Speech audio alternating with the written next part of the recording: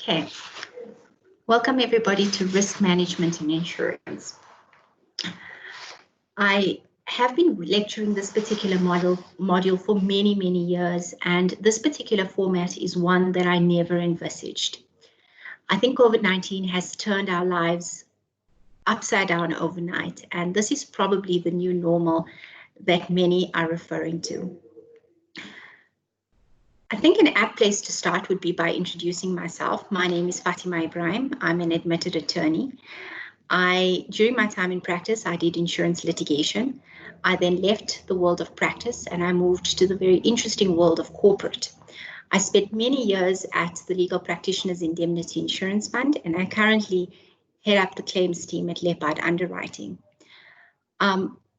Through this particular course, I will highlight some very interesting cases that I've come across during my time at the Legal Practitioners Indemnity Insurance Fund, as well as my time at Leopard, and give you some practical examples in order to put this course material in a little bit more context. So essentially, this particular model is aimed at highlighting to practitioners why there is a need for risk management, the importance of risk management, making practitioners understand the insurances that they have available and why it is important to have insurance in place. We're going to look at and delve into risk management measures that practices should implement in order to minimize or reduce risk in practices. And lastly, we're going to look at the assignment, and I'm going to give you some tips and some valuable pointers in how to go about doing your assignment and what you should concentrate on. Now, this particular module, risk management and insurance, is very important. And it is important, yes, because we need to do it in order to comply with the regulations.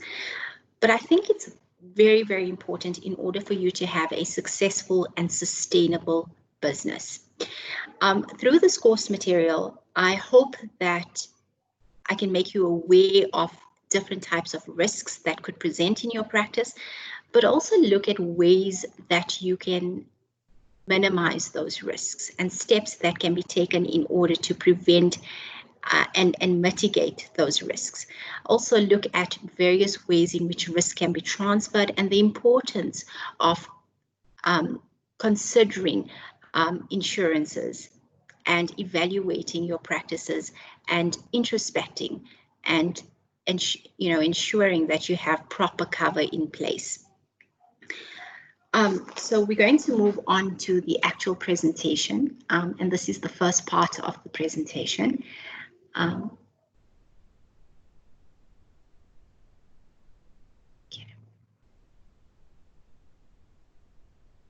Okay. So first and foremost, we're going to look at what are the main objectives from this particular course. And the first one is understanding what exactly is risk management, understanding what is the purpose of risk management, and ensuring that you have an effective risk management protocol in place. So what exactly is the purpose of risk management? The purpose of risk management is in order to achieve your company's strategic objectives. Now, the manner in which you go about in ensuring that your strategic objectives are met and that they are achieved is by considering the following. Firstly, number one is identifying all the risks that you have in your practice. And this means that you need to evaluate your practice and identify and assess all the different types of risks that could negatively affect your practice and could negatively affect you from achieving your company's strategic objectives. Now, the risks that you could identify could possibly be prescription, and this could be a reputational risk that your practice could face. You could have the risk of theft or misappropriation, which could be a financial risk. You could have a fire that could, a fire that could start in your practice, and this is a property risk. So you need to be able to identify all those different risks. Also understand that every single practice will identify their own unique risks. So some risks will be similar in practices, but you need to identify what are the pertinent risks to your individual practice. Secondly, you need to ask yourself the question as to how much risk can you tolerate? What is your company's risk appetite? And again, every single company would have, or every single practice will have their own risk appetite. So you need to understand what that risk appetite is. Thirdly, you need to look at what risk controls do you have in place. So once you've identified the risks that you have, you will then need to put in place your risk controls. And these risk controls are going to be very specific. Now, in terms of Rule 54.14.7 of the LPA, it provides what the control measures an attorney needs to put in place in terms of their accounting function. So similarly, you need to have risk controls for every risk. Some of these risk controls could be supervision, training, delegation. So these are things that you would implement. The fourth thing is understand that not every risk can be eliminated. So you need to be able to put measures in place that could deal with a significant portion of those risks, but you need to be cognizant that not all risks can be eliminated in its entirety. Now, ensuring that you've identified all your risks and you have proper controls, this will ensure that you have a sustainable business model. Okay, so what exactly is risk management? Risk management is a process that a business puts in place and understands how to deal with risk that can affect the company's objectives. Now, in order to do that, you need to firstly do an analysis, and that entails identifying the context of the risk, identifying what are the key risks in your practice and prioritizing those risks. Secondly, so with regards to analyzing those risks, again, the risks can be prescription, it can be theft, it can be fraud, it can be fire, it can be not obtaining proper instructions. So there are various risks, and as a practice, you need to ensure that you prioritize those risks. Secondly is you need to have a risk response, and that is how are we as a practice going to respond to those risks? And how you respond to the risk will be dependent on the resources that you have available and the resources that you have at your disposal. So you need to ensure that you adapt your risk response to the resources that you have at hand. The third thing is you have to have a monitoring system in place. And this is to ensure that your risk management plan is always relevant. For instance, cybercrime was not a significant risk in many practices 10 or 15 years ago. It is probably one of the most significant risks currently in many practices. So your risk management plan needs to be relevant, it needs to be a living document, and it needs to be something that you can adapt and change as time goes on. Okay. Analyzing your risk. So again, you need to ensure that you prioritize your risk. Your risk can either fall into the category of being a catastrophic risk, so it would affect the sustainability of your practice altogether, or you could classify certain risks as insignificant or minor. Okay, so risk management. Risk management is really vital to every single practice. But as a practice, you need to understand the importance of risk management. You need to be able to identify all the risks that are present in your practice.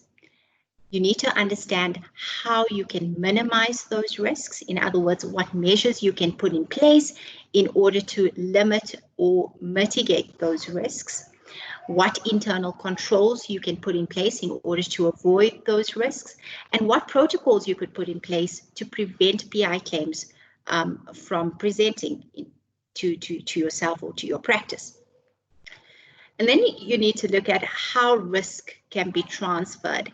And this is looking at various insurances that are available to practices in order to take away the burden of risk.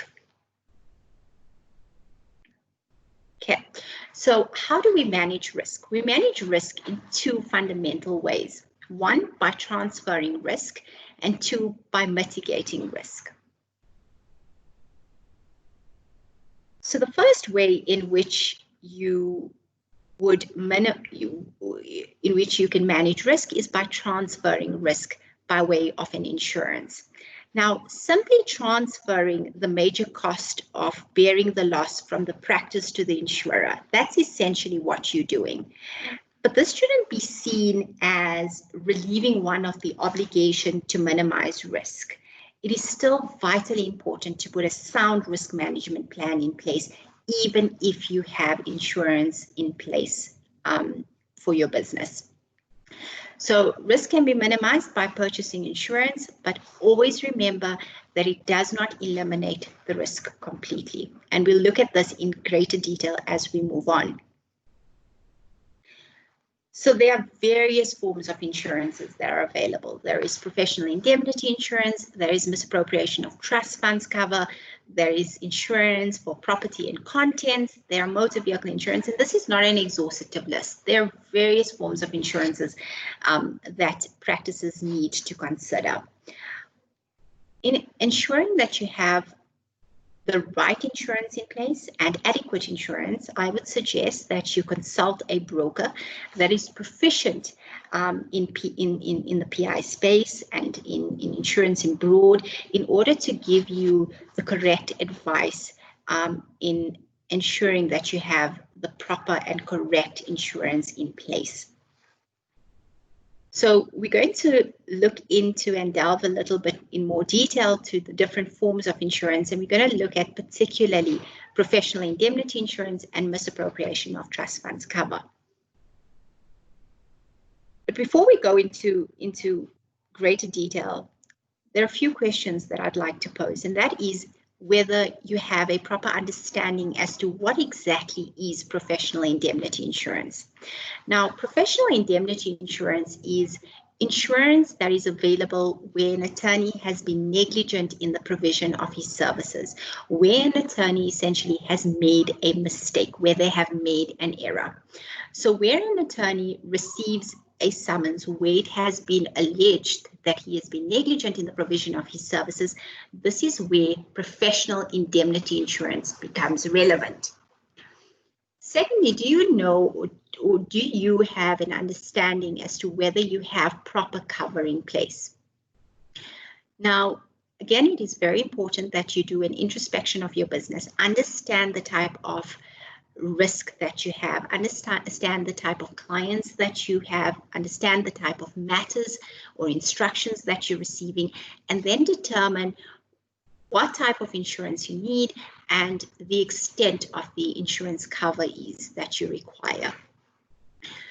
You also need to understand, what are you covered for, and do I have sufficient cover in place in order to safeguard my practice? Okay.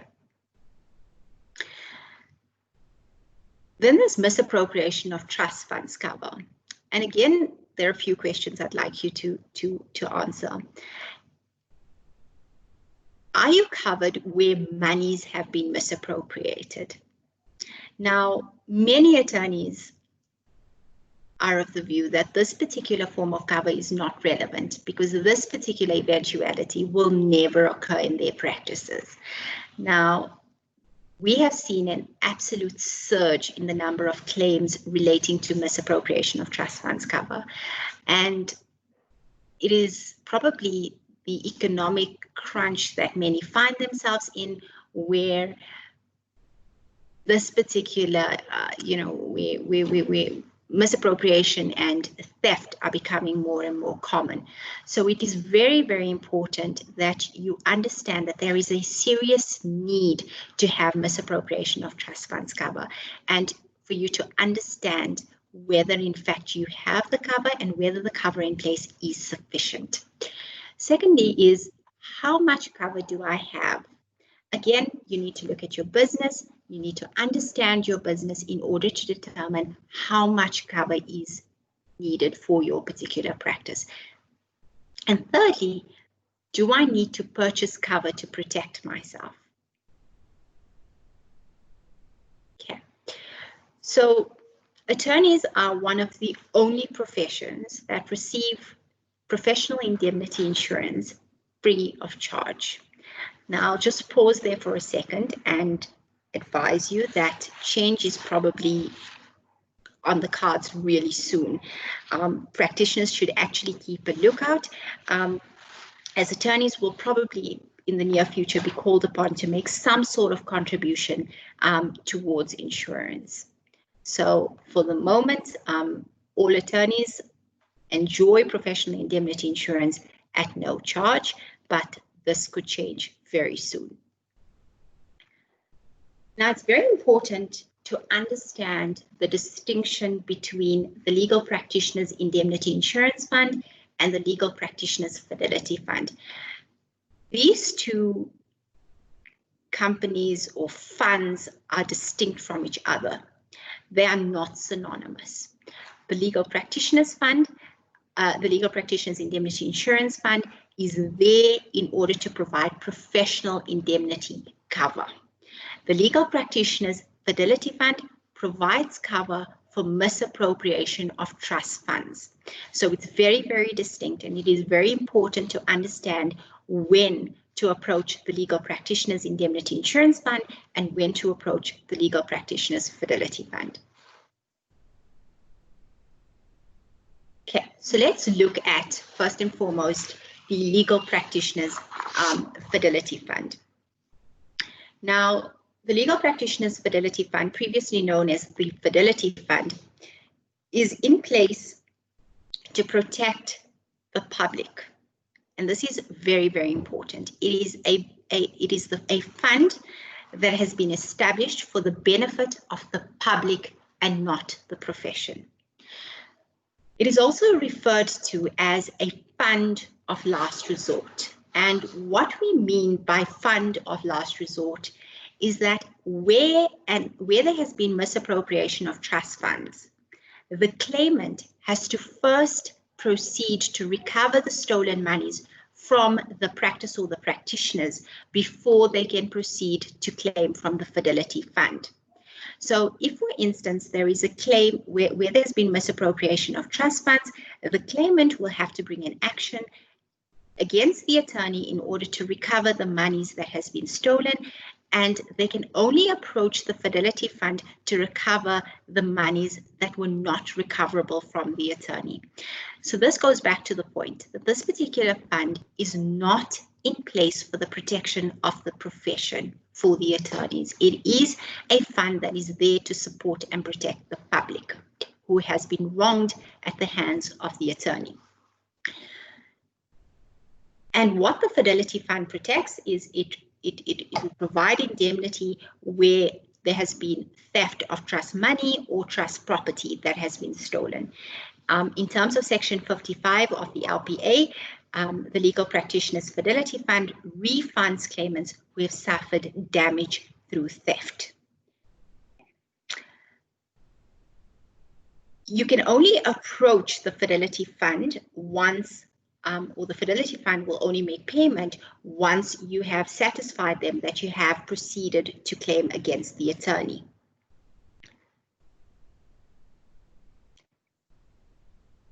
Okay. So as an attorney, how do you ensure that you are properly covered? You need to first and foremost assess your firm's risk, and you need to ensure whether you require additional insurance. So some attorneys have no insurance in place to cover misappropriation of trust funds cover. And that decision will be based on the type of practice they have. Now, in the instance where you don't have any additional cover, the claimant would then proceed against you for the monies that have been misappropriated. When an attorney has purchased additional insurance in the form of misappropriation of trust funds cover or fidelity guarantee, then an attorney is able to invoke that particular policy and that cover in order to indemnify them for the loss. In which instance, the claimant will not then proceed against the fidelity fund, but rather the policy that the insured or the attorney has will respond to the claim. So it is very, very important that attorneys understand the importance of having this type of cover in place and understanding that this risk is real and it's very, very prevalent, and it's something that is happening more and more often, and therefore it is important to understand that there is a need for this type of cover and make a decision as to how much cover is actually required. There are also various other types of policies like commercial crime policies and directors and officers policies that an attorney may also wish to consider. With regards to misappropriation of trust funds, it brings me to a claim example that I dealt with some time ago. And that was a firm of attorneys that did collections.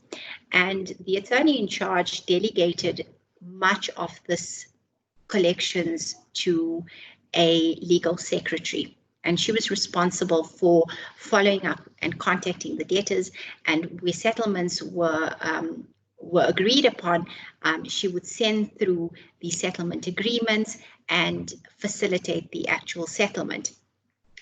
Now, over some time, what she had done is that where settlements were agreed upon, she would send through the settlement agreement through to the defendant or to the debtor, and in order to sign a release or sign the settlement agreement. And she would provide them with banking details into which the amounts had to be paid into. And what this legal secretary did was she inserted her own banking details on the correspondence that was sent through to the debtor and not the banking details of the trust as she was supposed to. So these individuals then paid monies into the legal secretary's account as opposed to the trust account. Now, this happened for a number of months, and she was off sick, and one of the clients contacted the attorney in order to follow up on a settlement. And when he started digging, he had then realized what this legal secretary was up to, and that, you know, these massive irregularities with regards to the settlements, and had established that payments were erroneously made to the legal secretary.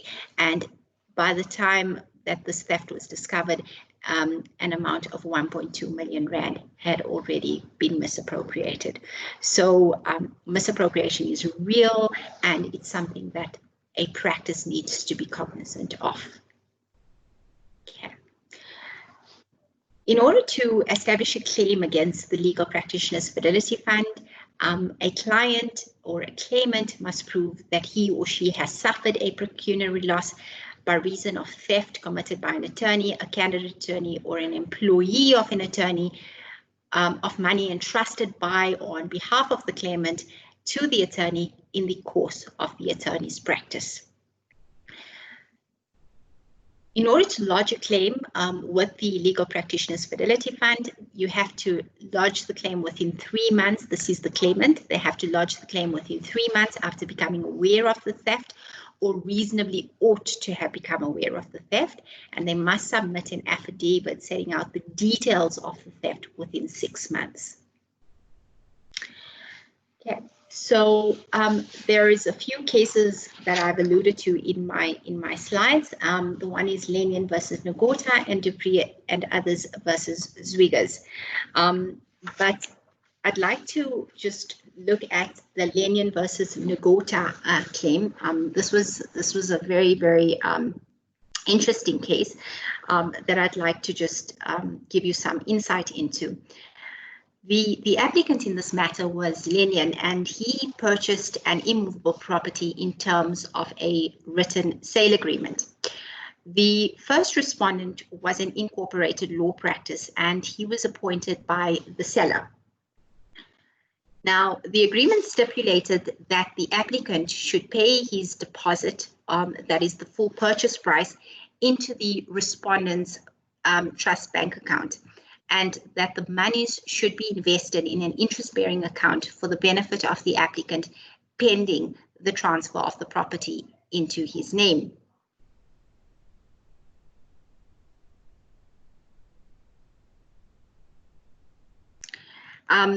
The fourth respondent, who was one of the directors of the firm, misappropriated the entire purchase price that was paid. Misappropriated the entire purchase price that was paid, and that was a sum of about 14 million rand. Now, what had happened was that because of this misappropriation, the applicant sought a final liquidation of the firm and an order that the 4 directors of the firm would be personally liable to repay the stolen funds in terms of Section 53B of the Companies Act. Now, the essential question was whether there was actually a contractual relationship between the applicant and the seller's attorneys. In other words, was the firm acting as an agent for both the applicant and the seller in dealing with this property transaction? And the court here had to decide whether the applicant was a creditor of the firm and whether that relationship was contractual in nature. And the court found that the firm was indeed the applicant's agent based on the mandate to invest the monies in an interest-bearing account. The court then further decided that the nature of the applicant's claim against the firm was contractual in nature and that the applicant was indeed a firm's creditor. The firm, as the transferring attorney, accepted payment from the applicant of the purchase price, which had to be deposited in trust and paid out on behalf of the applicant. In so doing, the firm assumed a contractual obligation as the applicant's agent. As such, a contractual claim arises against the respondents in terms of Section 53B of the Companies Act. Now, here the court held that the 4 directors of the firm were held personally liable and were ordered jointly and severally, together with the company, to repay the stolen monies. So I think this particular case is very clear in that the courts have made it extremely clear that directors and even former directors of an incorporated law practice are jointly and severally liable together with the company for the debts and the liabilities of the company contracted during their term of office. I think this discussion of this particular case also highlighted the fact that where one practitioner misappropriates trust funds, all the other practitioners will then be liable for those monies in their personal capacity. Okay, this is just the details of the Legal Practitioners Fidelity Fund and the website that may be relevant as well for the purposes of your assignment. Okay, we now move on to the Legal Practitioners Indemnity Insurance Fund.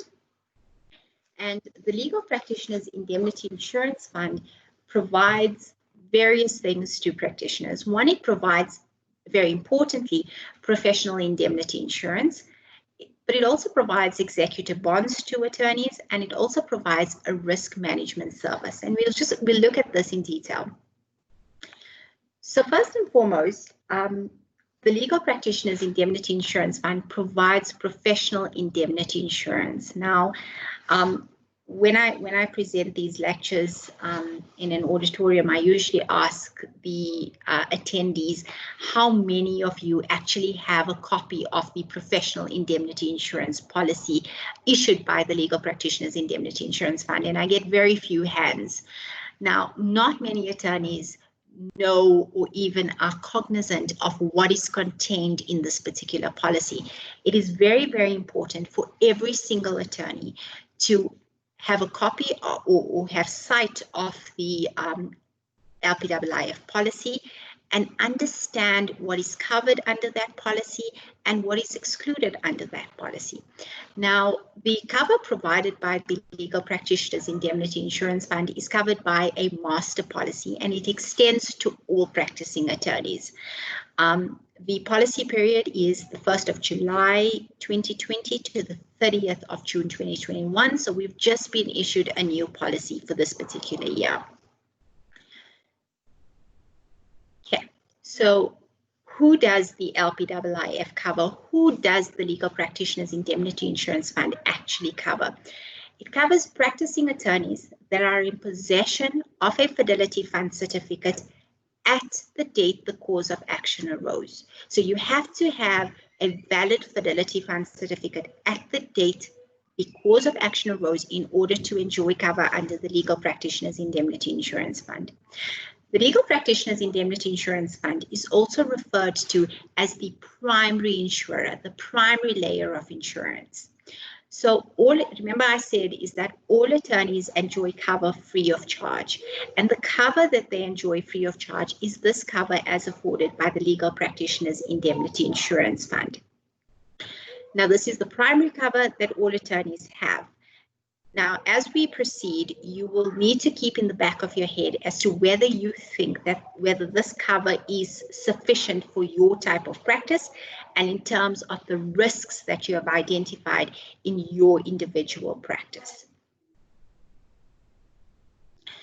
I've just put down in my slides a quick guide to the AIIF policy, which you may wish to consider at some time. But it is very important that we look at the indemnifying clause in the Legal Practitioners Indemnity Insurance Fund policy. Now, the indemnifying clause reads as follows. It says that cover will be provided to an insured for their professional legal liability to pay compensation to any third party arising out of the provision of legal services provided by the insured, which is subject of a claim first made on the insured during the current insurance period. Now, it's saying a lot of things, and I'd just like to break it down. So one of the most important things is that it has to arise out of the provision of legal services provided by the insured, and I've highlighted that in green. Now, what that means is that in order to enjoy cover in terms of this policy, an attorney or the insured must have provided legal services. Now, legal services is work done or advice that was given in carrying out the business in a legal practice.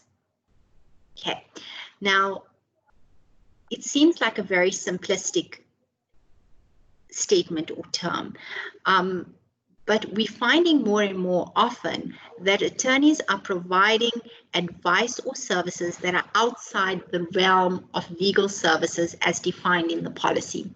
So I had a matter quite recently where an attorney received an instruction from his client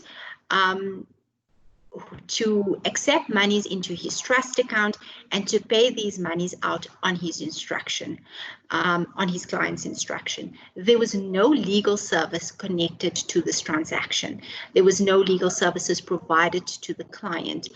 All that the insured or the attorney was instructed to do was to accept these monies into trust and to pay it out upon his client's instructions. There was no file opened. There was no contracts drafted. There was no advice given to the client. It was a simple agreement. You receive monies into trust and pay it out upon my direction. The attorney accepted the instruction and charged the client an amount of 5,000 Rand every single time he transferred monies out of his trust account. Now, after all the monies that were paid into trust were paid out by the attorney, he had received a summons to the value of 3 million rand for monies that were paid out of his trust account. Now, what had happened was that this particular client had identified investors, received monies from these investors, and requested the investors to pay the monies into trust. The client, however, was a fraudster, and he then used the attorney's trust account in order to get the monies paid over to himself through various ways. And this could have been a form of money laundering, but this was not classified as legal services as per the definition of the policy, and as a result, therefore, not covered in terms of the policy. So it's very important that you provide services that fall within the scope or fall within the ambit of legal services. The policy then provides that there has to be a claim by a third party. So this you cannot claim against the policy for a first party loss. So where your computer was stolen, that is not a claim to be brought against the Legal Practitioners Indemnity Insurance Fund. It has to be a claim that is made by a third party, by your client, for instance, against you, based on the services, the legal services that you provided. So there has to be a third party, and there must be a claim that is made. So usually, or this particular policy is triggered when a claim is made, when you receive a letter of demand or a summons. However, that does not mean that you should not notify the LPIIF as soon as reasonably practically possible. So in other words, is that if we take a prescription example, if you today become aware that a claim has prescribed in your practice, there is no actual claim that is made against you. You haven't received a summons or a letter of demand. But in terms of the policy, you are still obliged to notify the LPIIF of a claim that may present in the future based on these particular facts. So there is an obligation to notify. However, the policy will only be triggered once a claim is actually made. So who is covered in terms of the Legal Practitioners Indemnity Insurance Fund? All legal practices that provide legal services, including sole practitioners, partnerships, incorporated of legal practices, and advocates referred to in Section 34(2)(b would be covered under the Legal Practitioners Indemnity Insurance Fund. But again, provided that you are practicing in the Republic of South Africa and you hold a valid fidelity fund certificate at the date the cause of action arose. With regards to attorneys, cover will only be extended to attorneys that provide legal services in terms of South African law. If you're providing legal services or advice in respect to a foreign jurisdiction, you will not enjoy cover in terms of the Legal Practitioners Indemnity, the Legal Practitioners Indemnity Insurance Fund, unless you are qualified in that jurisdiction. Okay, so the Legal Practitioners Indemnity Insurance Fund also extends cover then to candidate attorneys, professional assistants, associates, previous principals, estates, or any other person employed by the insured in an employer-employee relationship. Now, this is obviously good news to all attorneys because, you know, sometimes it is our candidate attorneys or our PAs that would make the mistake and lead to the professional indemnity claim. I've had many matters involving candidate attorneys. The one that sticks out was where an attorney handed a candidate attorney a stack of files and requested the candidate attorney to have a look at those files and discuss it with him at a later date. The candidate attorney went through all those files and decided that she was not she didn't want to discuss a few of those files, so took those files and put it into her credenza. The attorney failed to make a note of the files that he handed to her, and those files were not in their diary system. The candidate attorney completed her 2 years of articles, left the employer of the insured, and when they cleaned out her closet, her cupboard, they found 3 files in there which she had never worked on, and all those files had by that date become prescribed. So cover luckily extends to candidate attorneys as well.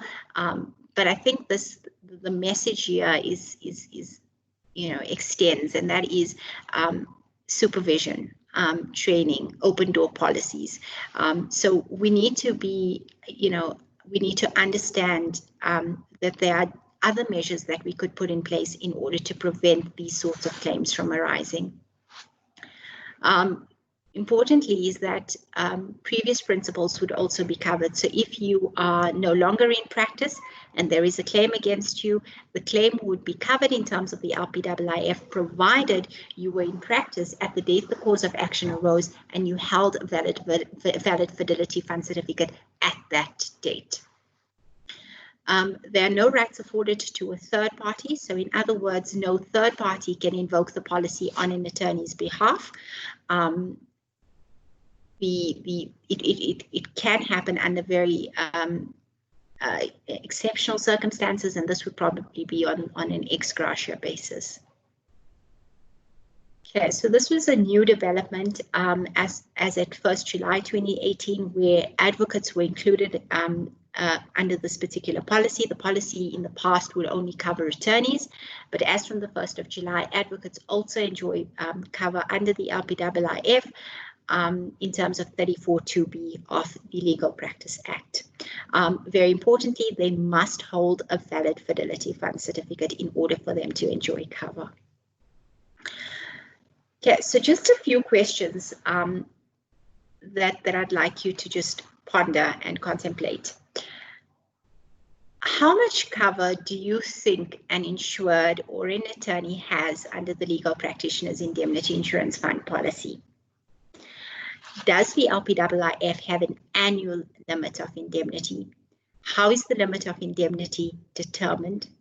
What does the limit of indemnity cover? And is there a deductible or an excess that is payable under the LPIIF policy? Okay, so these are very important questions that you need to understand and be in a position to respond to.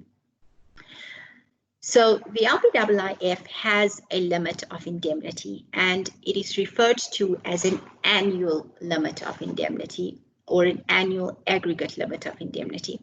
This means that there is a limit of indemnity that is available for that particular policy period, and it's in the aggregate. So if an attorney has 5 claims against them, all 5 claims would be calculated under a single limit of indemnity.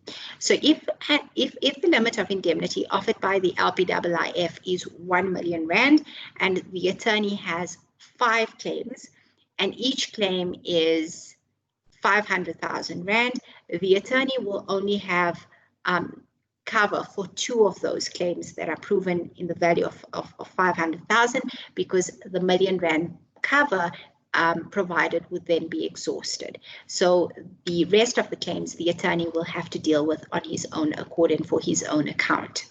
So it's an annual aggregate limit of indemnity. So all the claims count against the one limit of indemnity. The limit of indemnity as provided by the LPIIF is determined by the number of principals in the practice at the date the cause of action arose. So it goes back to how many principals or partners were there in the firm at the date the cause of action arose. Cause of action, for instance, when the claim actually prescribed. Defense costs does not form part of the limit of indemnity, and this is very, very important. So this is one of the big advantages that attorneys have in terms of the Legal Practitioners Indemnity Insurance Fund. Many of the other professional indemnity policies would be a cost-inclusive limit. So what this means is that your limit of indemnity does not include any defense costs. So if costs are incurred in defending an action that is brought against you as the attorney, those costs are cost in addition to the limit of indemnity, and it does not erode the limit of indemnity that you have available. Approved costs are limited to 25% of the limit of indemnity, and approved costs are basically costs that are incurred by an insured or an attorney with the insurer's consent in order to try and mitigate or prevent a claim from arising. Okay, so what exactly is the limit of indemnity that is available to a practice? If you're a practice that constitutes 1 to 6 principals, the limit of indemnity is 1.56 to 500. Okay, the larger firms, 14 plus principals, they enjoy a limit of indemnity of 3.125 million. Now, I just like to ask the question, and perhaps maybe you need to just take a moment to think about this and think about ask yourself the question, is this limit of indemnity adequate for your type of practice? Also considering that this is an annual aggregate limit of indemnity. Is this limit adequate? Based on the size of your practice, based on the type of matters that you are involved in, is this limit sufficient in the event that a claim is made? Do you, as a practitioner, believe that you require additional cover based on your analysis of your business risk? Now, I find very few practices actually have additional top-up cover. And I'm also finding that many claims that are brought against attorneys exceed the limit of indemnity as provided by the Legal Practitioners Indemnity Insurance Fund. So if you are a practice that has, if you're a sole practitioner and you're just one practitioner, and if you have a claim for 2 million rand, your limit of indemnity is only 1.56 to 500. If you do not have any additional insurance, if you do not have any top-up insurance, the balance of that claim would be for your own account. Now, as a practitioner, as a sole practitioner, I think it is important to ask yourself the question is whether your business can afford to make good of a claim in excess of the LPIIF's limit of indemnity. Okay. Based on the current environment and the increase in the number of claims against attorneys, my advice would be that all practitioners consider some form of top-up cover. Again, it is important to do an analysis of your business, to introspect, to do a risk analysis, and to make a determination as to how much cover is suitable for your particular practice. There is also a deductible or an excess payable under the LPIIF practice, under the LPIIF policy. And this deductible is applied per claim. So if you have 5 claims notified against the LPIIF, each claim attracts its own separate deductible.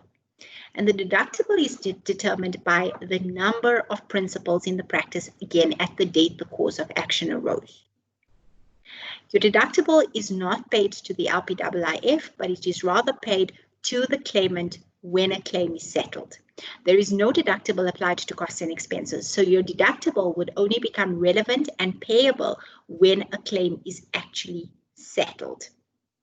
The attorney or the insured under the policy will be required to pay his deductible directly to the third party or the claimant, and it would constitute the first part of the claim.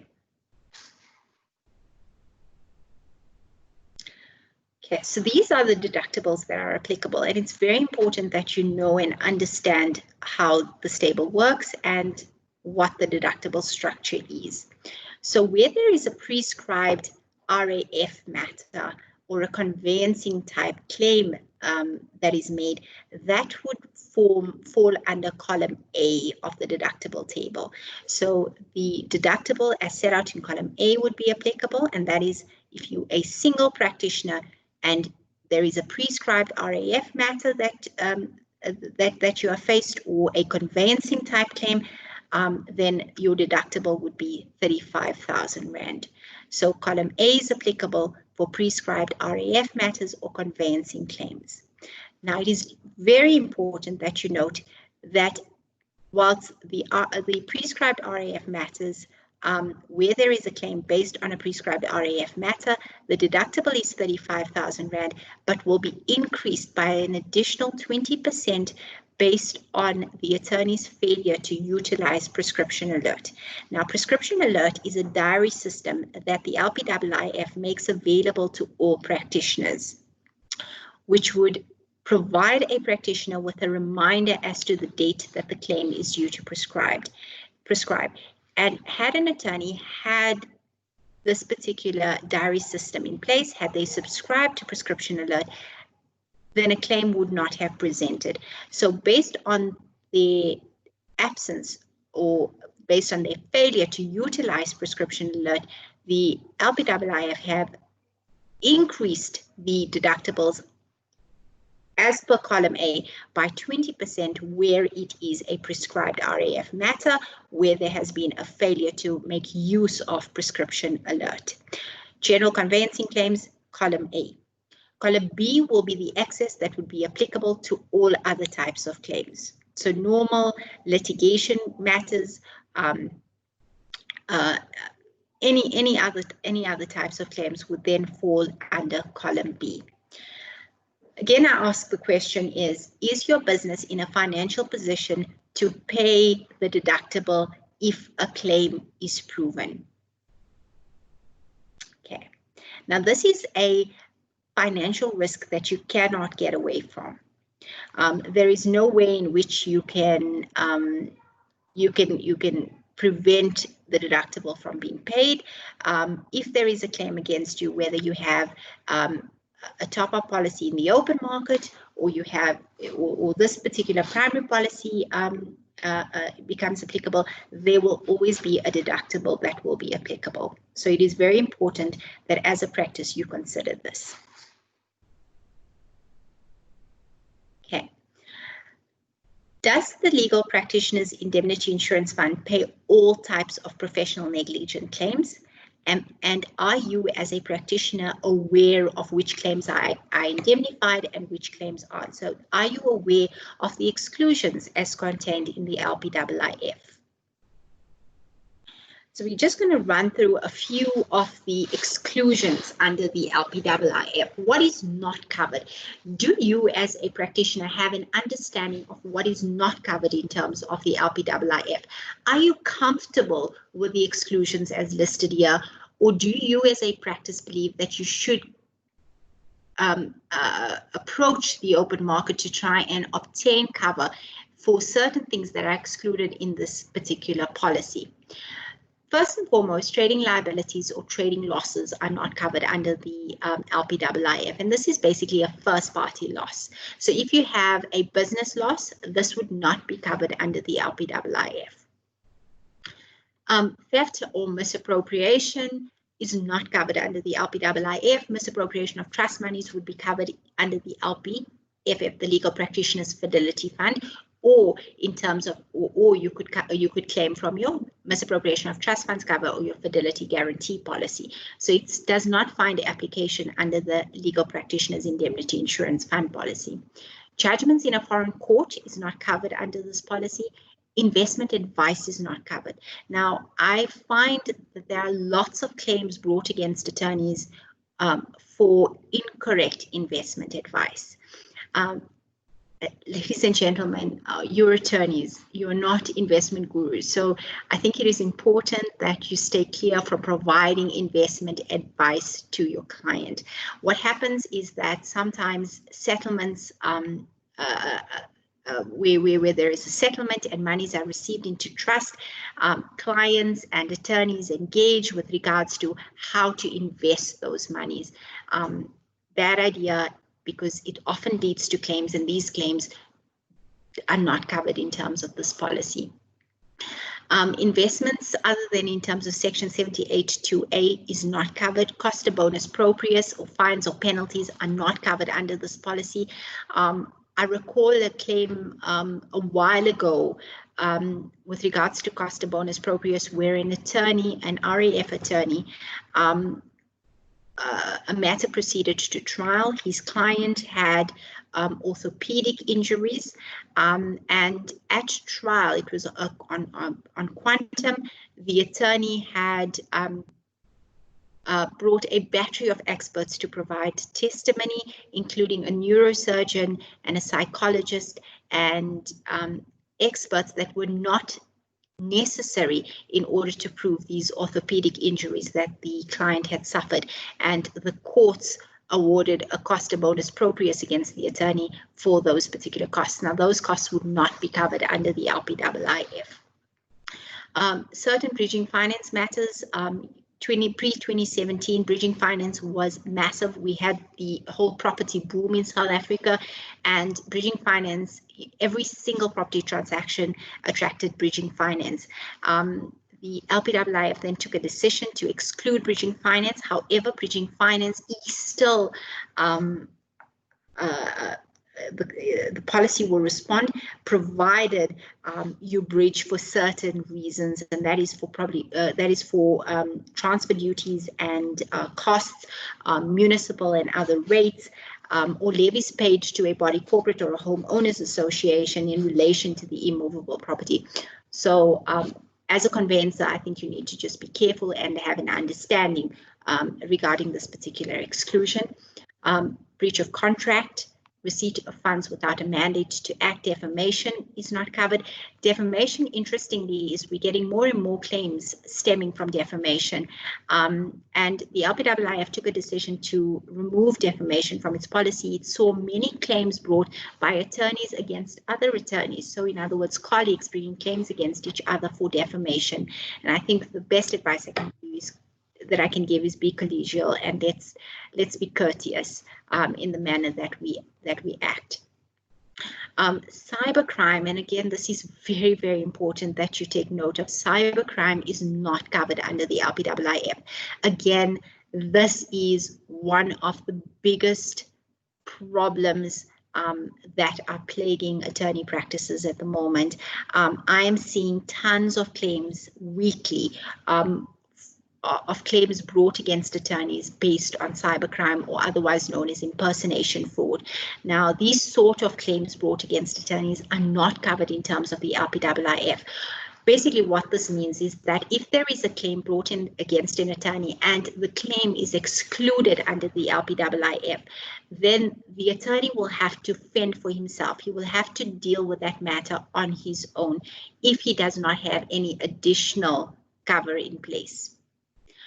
If he has a top-up policy in place that provides cover for the claim that is brought, then the top-up policy will step down and will then provide cover for that particular attorney. So cybercrime is, there is definitely cover out there in the market, and it's very important that attorneys understand that this is not covered, especially conveyancers, and ensure that you have proper and adequate cover in place in order to protect yourself against these sort of claims.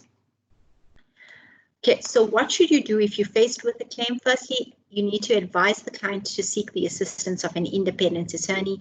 Importantly, make no admissions of liability.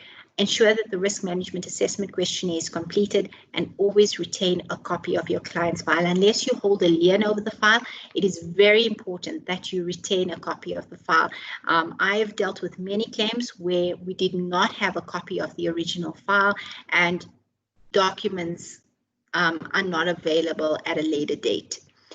And once you are faced with the claim, you need to give immediate written notice to the LPIIF or to your top-up insurer. Okay. With regards to top-up insurance, you need to determine if your business actually requires top-up insurance. Top-up insurance, again, applies in excess of your primary layer of insurance. And with regards to a top-up policy, the defense cost usually forms part of the limit of indemnity.